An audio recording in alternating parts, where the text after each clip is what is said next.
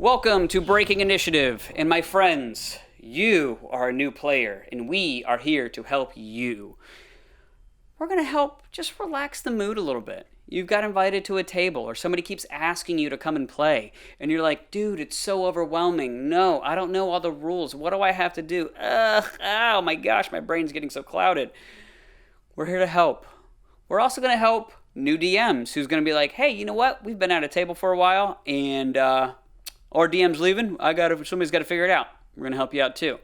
And also, you older DMs with newer players, we're going to help that as well. Yeah. Rob, you got anything? Yeah. Oh, by the way, my name's Brett. Yeah, this is Brett. He's me and him have been playing for a while, so we've had a lot of experience with D&D. We're going to kind of take this one in, make it a little more personal because, let's start with the basics. You've been invited, let's say you're a new player, right? You've been invited to play a game of Dungeons & Dragons, and you're probably asking yourself, what is Dungeons & Dragons? You might also be asking other similar questions like, where do I put my laundry? And how do I get to work? And where's my car keys? And other things like that. But that's only because this day and age, pretty much everybody's probably heard of Dungeons & Dragons by now, right? Have you met somebody, Brett, have you actually met somebody that doesn't know what Dungeons & Dragons is when you bring it up? You literally bring it up in every conversation with anybody. Like, that I'm around, I have been to. Everybody knows what D&D is. I mean, Dungeons. Every time I mention it, even if it's an older guy, older group, or whatever, they're like, "Oh, I played that a long time when I was a kid." That's my biggest thing is, "Oh, I played it when I was a kid." I'm like, "Yeah, I'm not a kid and I play it," and it changed my life, and it changes my life still.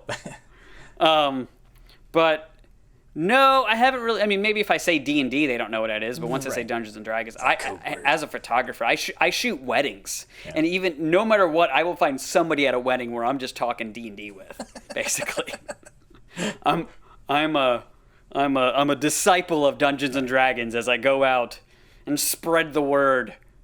I think it might be because I'm in the IT department. I'm just constantly exposed to nerds, and I can't find anybody that hasn't at least heard of it or played it. At least one person everywhere I meet is like somebody who's actually playing it. I'm surprised, but again, I'm a nerd. I'm surrounded by nerds in IT. Right. Yeah. So, but that's not why you're here. You're not here to hear about that. Maybe you are, but what do you need for Dungeons? Before we get into it, guys, give us a subscribe. Hit a subscribe as we come and helping you out. You know what I mean? Especially if this helps you out. Give us a like as well. That would be awesome. Thank you. All right, Rob, go on. Yeah. It's a crazy idea. You like the video, you just hit the thumbs up because you like it. You say you like it. So, click. About Dungeons & Dragons. What do we need to get started in Dungeons & Dragons? As a new player, you got to ask yourself one of two questions because this is after 2020 now. It's very likely your game is online. All you need is an internet connection and a computer or smartphone. In most cases. Yep. Especially if they're just running you gotta be careful if they're running Roll20 because I think that some browsers won't support it and there's something weird about the app the last time I checked when we had somebody do that. But just Rob, they don't know what Roll20 is. Oh they gosh, we gotta take it all the way back. New. Whoa! Yeah. All the way back to the relax, basics. Rob, relax. Sorry. You're overwhelming No, them. You're right. I'm here to help, guys. Yeah. I'm here to help. They don't even know what Roll20 is. You gotta translate stuff for people that have never played Dungeons & Dragons before. If I start going on a rant like that, it will happen again. Got it. Here's my thing. Here's what I tell people whenever I'm trying to get them into D&D and I'm going out there spreading the gospel, the good news, right? I tell them, hey, don't worry about the rules. Just get a set of dice. Actually, you could even use digital dice online. You really don't even need that. And what kind of person do you want to be? What kind of character do you want to be? Who do you like in Lord of the Rings? Who do you like in Star Wars? Who do you like as a superhero? DC, Marvel Comics. Who do you like? And if somebody is like a big fan of one of those guys, like, hey, everybody kind of likes Batman, but if there's somebody's like, dude, I got like Batman posters and all these kind of things, all right, you could make yourself a Batman guy. You could be like an investigator or you could be a superhero. Make it simple, like, that's going to help them get into like what they like. It's like, oh heck, I like Deadpool, and I'm like, all right, cool. One of the first guys I played was a Deadpool character. Well, I also like Legolas. Yeah. You know what I mean? So it's like, I made a Ranger guy. That was super easy because I like Lord of the Rings before I ever played. You know? So it's a good idea to think about that in terms of the archetype. So ask yourself that character. You said Batman, for instance, right? That was the first big one you said. So you really got to almost like dissect that to figure out, and this is so helpful. If you can get this nailed down, you got most of getting started done with as far as character creation. You almost got to figure out what the essence of that. What would playing that mean? What does that mean to you? What does Batman mean? Don't play Batman. Don't do it. I did it. Don't call him. When I started don't D&D, call him Snooze Spain. Snooze Spain. When I played D&D originally on second edition, I was just a dumb kid. That's not nice. I was a dumb kid. 10 years old. No. First character was just a ripoff of Goku from Dragon Ball Z because I didn't know any better. What was his name? I think his name was Nova Loss or something like that. You came up with a different name. That's good. That's way better than mine. Yeah. One of my first characters, I had my son, and I was like, I really love my son. All right, my character's name was going to be Isaac. That's a cool name. That's all right. But then his whole name was Isaac Bar Brett, and being a Jewish person, Bar means son of, and then Brett.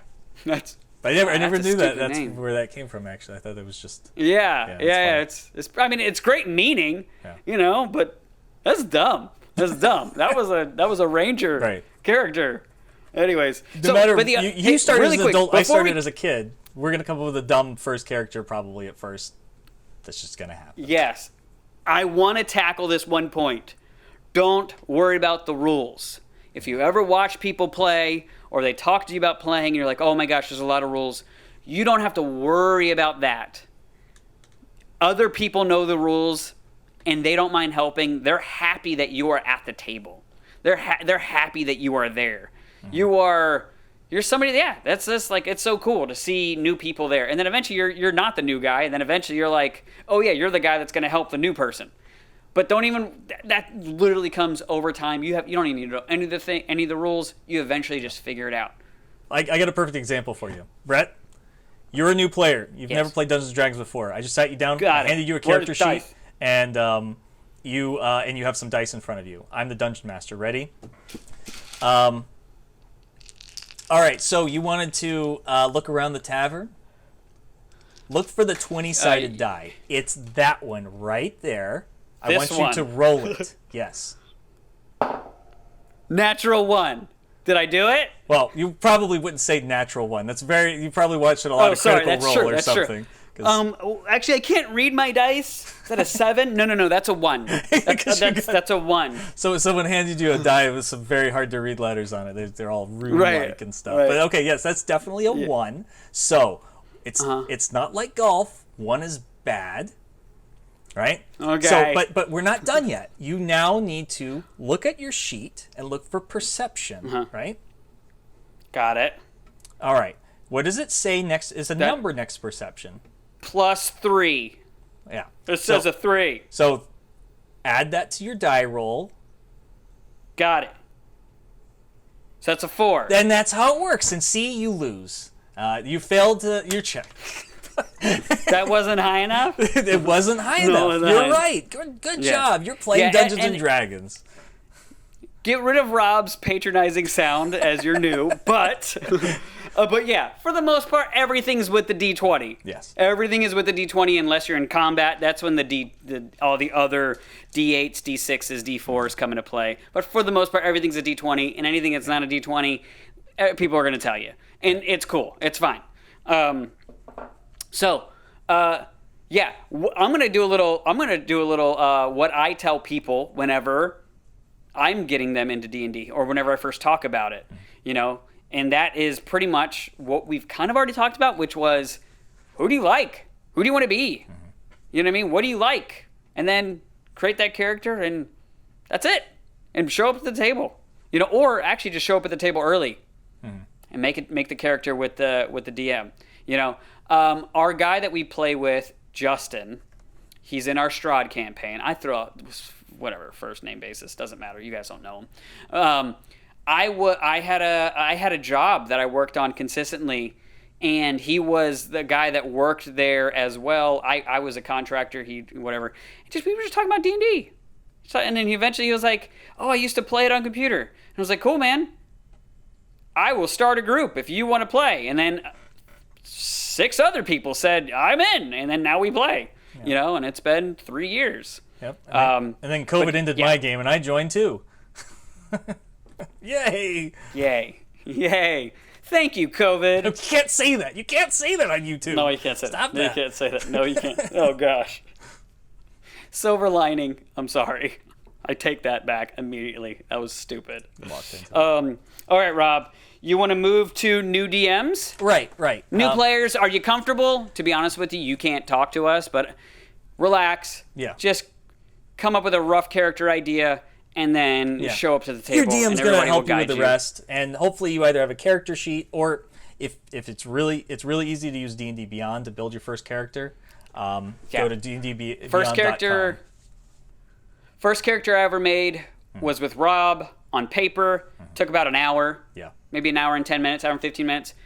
On D&D Beyond, or even some other apps, you can really pretty much with a DM there next to you, or even not, and you could always adjust it, probably about 5-10 minutes. Yeah, especially with the help of the player's handbook to help you answer some more detailed questions. If you happen to have a player's handbook, I recommend that while you're building your first character in D&D Beyond. That's really the best advice. You don't even need that. Yeah, I know. I like it. I like the pictures and I like the descriptions. Right, but Rob, that's you. Getting a player's handbook, that's a $50 investment. $30 on Amazon. Listen, you get 3 free characters on D&D Beyond. Play just make with them out that of there. first. Invest where you want after that. Moving on to new DMs. This is the part I have a soft spot for personally. You are banging on the table, and I can hear it pretty well.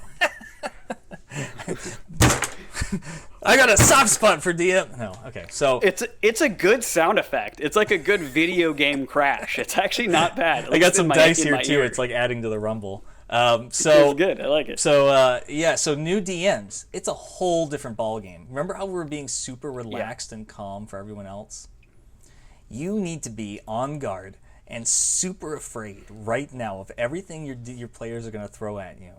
You're gonna spend all this time trying to come up with something, and they're gonna do something completely different. But you need to be okay with that, and then also lower your expectations and move them in the direction of your players. That all is very abstract. Rob, Brett, what did I just say? Rob, and speak to new people. Rob, you are freaking people out. That is and they should be. That is horrible information. Being a dungeon master is scary. You need to have constant fear. No, that is not it. Not in any way, shape, or form. If you're a new DM, most likely you have been a part of a table and your DM is leaving, but yet everybody else still wants to play. We all have lives. We're all moving on. Or you're new to somewhere and you're like, I always DM. I don't know. You want to just give it a try and you're completely new. But even if that's the case, you most likely learned about Dungeons and Dragons from either watching Critical Role, watching something online, listening to something somewhere. Those are great examples. Don't have the expectation of being like that, but get inspired to, that's what I'm going to try and be like. Right. Yeah. Don't overthink it. And one of the things that I always like to think, me, myself personally, because whenever I DM, Rob's a DM and he's been DMing for a long time. A few other people DM that we play with. Ask them. Don't worry about knowing all the rules. Have the story and have that vague and roughly set. We can go into that in a few minutes. But don't feel bad about going like, guys, what's the rule on that? Hey, Rob, you know the rule on that one. What is that? And then play off of that. But you're still the final say. You're like, you know what? I'm gonna switch some things around with that. But okay, all right, cool. Yeah. And then you do it because you're the DM. And that's the most important thing. Now, for anyone who doesn't know what a DM is, that stands for Dungeon Master. That is and specifically in Dungeons and Dragons, is the person who sort of controls everything that the players aren't controlling in the game. The players are controlling only themselves and their own agency. And the Dungeon Master is controlling everyone else's, the weather, if they want to. You don't have to explain the weather all the time, but it is if it sets the mood of the scene. The monsters they're going to go up against, the good guys they're going to team up with, or they're going to send them on quests, or just interact with to add the intrigue to the game. Determining what loot is going to be awarded, if anything will be awarded, And you'll also be determining where everything is, what city or locations they're at. So you're sort of the producer of the whole story that's going on. That's a shared experience as Dungeons and Dragons. You can be. You can be. You could be Rob, who creates his own world, and he does a really cool job at building a whole Norse mythology campaign that we played through. That was tons of fun. But Rob is crazy. Rob will spend so much time doing this because he's super into it. Some people are like, "Hey man, our DM's not showing up tonight. Can you do it?" All right, cool. If that's the case, and then what do? You know what? You can look up a quick few things online. I'm gonna go through exactly what I did last time when it was Friday, and they were like, hey, who's DMing this weekend? Somebody's not going to be there, or we wound up not playing. So I was like, I'll do the one shot. What's a one shot? Explain that. That's important. What is a one shot? Sorry, a one shot is just playing basically one story one time, not a continuous story, or a short. Yeah. Maybe it might be 3 sessions, whatever. But it was super easy. I basically had some rough ideas in my head, and I just Googled one-shots. Yeah. You know what I mean? I Googled how to start, and then that gave me a rough setting. Mine, I saw like this one idea was like, a keeper. And it was like basically a timekeeper. The guy worked for all the gods, and like he just grabbed the group of players and said, "Okay, you are destined to do this because this is what the gods say," and he just plopped them right into a story. It gets right into it. Yes. Got right into it. No big deal. Mm-hmm. And then you could find inspiration, whatever inspires you. Really, you can go however you like. Again, don't overthink it, because like what Rob was just talking about, what made me think about was like, the DM. What characters are your characters going to run into? That's who you control. Mm-hmm. Who are the good guys? Who are the bad guys? Well, the thing is, sometimes your players go, "Oh, that's where you go. Oh, that's a bad guy." And the players go, "He's going to be our good guy. We're going to be friends with him. We're going to work with him." His monologue is making kind of a lot of sense, guys. Maybe we need to get on board with this scheme. Mm-hmm. I kind of like this. I mean, Thanos had some good ideas. I get it. What's Thanos? I get it. There's not a lot of food. And next thing you know, you're leading a revolution against the king. This is what we call the leading a revolution against the king portion of becoming a new DM. It happens to everybody. They will just start murdering every single person in your village. It's called being a murder hobo. I'm sorry. I digress. Oh my gosh. What the idea is, don't get too overwhelmed. Yes. Get some bullet points to start. If you're a brand new DM, get some bullet points of, okay, here's where I think I want to go. Maybe I don't want to. There's the idea of railroading and sandboxing, right? Railroading is I'm creating the story. The players only can do this. And then you have sandboxing, which is kind of like Skyrim. Once you're done with the first town, you can go literally anywhere. That's sandbox. So maybe in the very beginning, you kind of do a railroad. You kind of create a scene, and certain things happen in that scene of what's happening. And then they get to the sandbox part. Mm-hmm. Skyrim is a good example of how that first started. Right. That's okay. Plan that a little bit. Again, and I would even say start with just bullet points. Okay, I want them to kind of do this and this and this. Here's the starting scene. What do you guys do? And that's it. Brett. And then honestly, it just starts to flow from your head. I love a good bulleted list. Out of everything I've done for the past 15 years of playing Dungeons & Dragons to prep, opening up Microsoft Word or Google Docs and just making a bulleted list of blocks of information that I want to quickly be able to review, and maybe even copying, pasting a picture next to it because I'm a very visual person of some cool imagery I found online. That's really all you got to do to make your own mission. But the problem from there, that's the easy part. Now you got to fill it with the content of monsters, which you can get from the monster manual, or you can either use or adapt an existing adventure. Like I find the Lost Mines of Phandelver, which comes with a starter set, to be a very solid, focused mission quest that takes them all the way to like level 3 or 4. I like that one a lot, and I've run the beginning of it a lot, and then we always get into our own little other like longer campaigns. We were joining with someone else, and then but Yeah. I like to run that until someone's used to it, and then we get into like a real campaign that I built. Like, so it's a great idea. If you watch Critical Role, and this is what got you into this, getting the Wild Mount book that gives you 4 starting campaigns, which takes you from 1 to 3, and then you're just open to the world. So those are very helpful. I would say agreed. That's a very good one as well. Do that. Don't overwhelm it. Don't get yourself overwhelmed, because you then you will. as well, didn't you? One of those for us. Yeah. That was I would recommend that one, or any of the 3 of them that come with that adventure, if they're all that good. Those are really good. All right, Rob. Getting to an older DM with a new player. Now, this is actually my favorite part of Dungeons and Dragons. This is my favorite part of being a DM right now, is introducing new people. It's something that I feel like I actually have a passion for, is just finding people that have never played Dungeons and Dragons, saying, hey, I'm a DM. I want to run a game. Do you know anybody else who's interested? And you just start a group, and you're kind of sowing the seeds for the hobby moving forward. This used to be the only way that the hobby ever grew, was from doing the thing I'm literally describing right now, before Critical Role and all these like online games that you could just go find on YouTube or Twitch. And there's just something about when you start to see those little beats in their head as they reach certain points where their character's leveling up, and almost like their experience in Dungeons and Dragons is becoming more and more complete, and they're seeing the full picture of how amazing this game is. Yeah. The advice for them, I would say, hit me. Patience. A lot of patience. Being the kind of person that can explain something. I was joking a lot during this video, but in all seriousness, being the person that can be patient with them and explain simple rules maybe 8 times and not get frustrated. Yeah. That's the most important rule.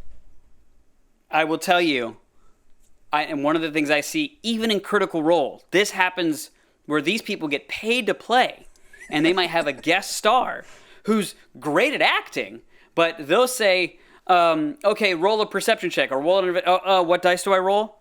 It's all a d20. But let's be patient with them, understand, hey, yes, you're going to have to keep telling them in the very beginning when they get there, hey, guy, you're mainly going to be rolling your d20 when we get into combat. That's where you're going to pull out a lot of those other dice. If those other cases come up, I'll specifically guide you. Be nice, be patient, and then whenever the new player starts talking, they want to do anything and they need to roll, hey, grab your d20, roll me a perception check. That might even be a good habit to say, if the person's relatively new, until they kind of get it, maybe you as a DM try and go, all right, you grab your d20, give me a perception check, because he's new. That might be okay to do. That also might be way overwhelming to do, because adding an extra rule for that guy. And also rely on your other players too. Maybe sit them next to the most experienced player. Yes. Make in not the jerk, not the guy who's like, yeah, I've been playing since first edition, so. Right. Whatever. If the guy's pompous, then maybe the second best player. Or worse. You got one of those rings of protection that does what now? Oh, your character doesn't use that. My character could really use that. I'll let you have the next thing. Yes. He said it. He said it's mine now. Don't let that happen. Yeah. Oh, my character did it. My character would really go and take that from him. Yeah. Okay. Yeah. No. As a DM, just be like, listen, no. Give the guy let the guy learn that you're actually a jerk first, and as a real person, before you can do stuff like that, so he can defend himself. Right.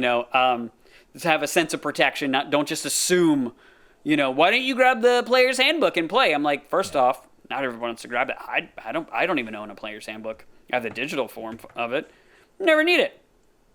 I'll just Google the rule really quick, or I'll ask one of you guys, because I just ask, hey, what's the rule? Anyways. The other thing is just putting your feelers out for them. And I went over this a little bit in the Spotlight video.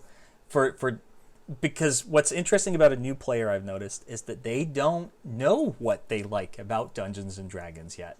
They know that it's going to be fun because they were promised it's going to be fun.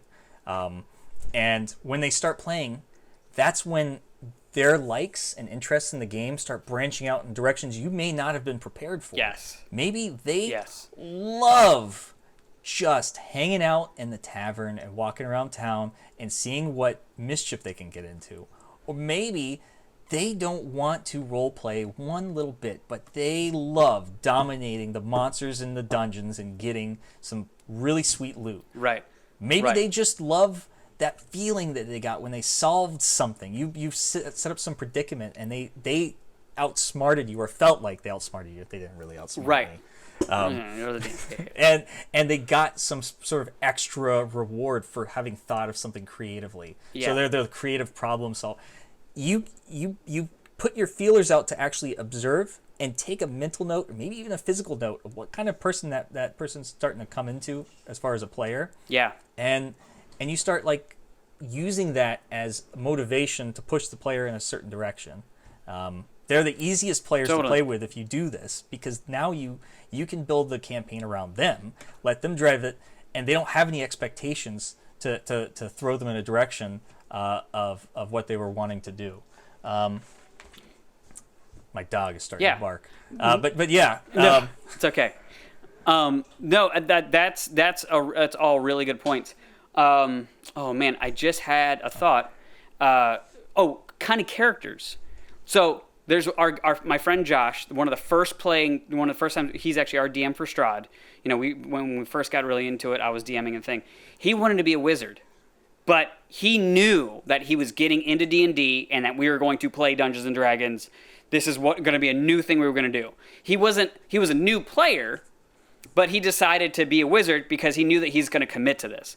A other kind of player that is kind of just trying it out, and, you know, they don't know their commitment they're going to do, and they might be flaky or whatever, you know, suggest, probably I would go barbarian or rogue, you know, maybe even monk, maybe stay away from like wizard, druid. Maybe stay away from. You got to play the person. You know what I mean? Like if they really want to be like creative and like they kind of want to be successful, maybe throw them in as a rogue. Right. Yeah, if they want to play a wizard really bad, they eventually can get really good at everything. Yeah, if they want to play wizard really bad, have them do a warlock instead. I find that's, for some reason, even though I think it's way more complicated, for some reason new players, they really take to warlock really quick, and wizard is a lot more like record keeping and tracking. Well, sorcerer even, but mostly warlock. They just kind of like throw you at spells, and it works more closely to the way they expected a spellcaster to work. Yeah. So just think about that. They're going to be like, wizard, that's what I want, because I want to play a wizard-type character. I love wizards. But no. Because I like Harry Potter. Ow. Yeah. My dog's barking. Hold on don't worry one second. About it. Yes. And... Okay, so as Rob is gone, I'm going to tell you, because his dog's going crazy. He's like, oh gosh. I saw some videos and things like that about, like, what are the easiest players to play? If they want to do that, you know what I mean? Barbarian, to me, seems pretty straightforward. You get in there, you rage, you swing, you know, and then your stats or whatever the heck else. You know, and then let other people buff you up as you go crazy things. Monk is actually pretty easy, too, because everything based off whatever they're given, it's just given to them. They just now have these things. Yeah. They don't have too many choices to make based off of what's given to them. They get to do a lot of cool stuff, and it's just given to them that they could do this. Compared to like a fighter, now you got to pick your fighting style, and then you get all these extra little tricks and all these extra little things and extra little things that can get kind of complicated. A lot of people think fighters like really easy. I don't fully agree. I mean, I can play it. I would say Battle Master is very complicated. Yes, whereas Champion Fighter, super. Everything's passive. You don't even get new abilities. At some point, you're just getting passive stuff that adds to your stats. I never played a Champion Fighter, so that's very much like a monk. A lot of people skip it because it's so easy. Yeah. So those are things to just think about. Rob, you got anything else? I think that that's the best of the beginners. Very basic. Not even getting into the rules. Not even getting into all the supplies you would need as a DM. As long as you either feel comfortable, feel relaxed. Don't have too much pressure for yourself, and go in there with open expectations for what's going to happen from any of those three perspectives we just gave, and I think you'll at least have fun. Yes. All right, guys. Again, my name is Brett. This is Rob. Thank you for watching us here on Breaking Initiative. Don't forget to subscribe, hit the like, and guys, guess what? We even have a podcast. It's on Google Play, Spotify. What's the other one? Google Play, Spotify, Apple Podcast. Duh. Yeah, I think sometimes that one comes on late. Anyways, we appreciate you guys, and we'll see you on the next one. Yep. See you when we see you. Bye.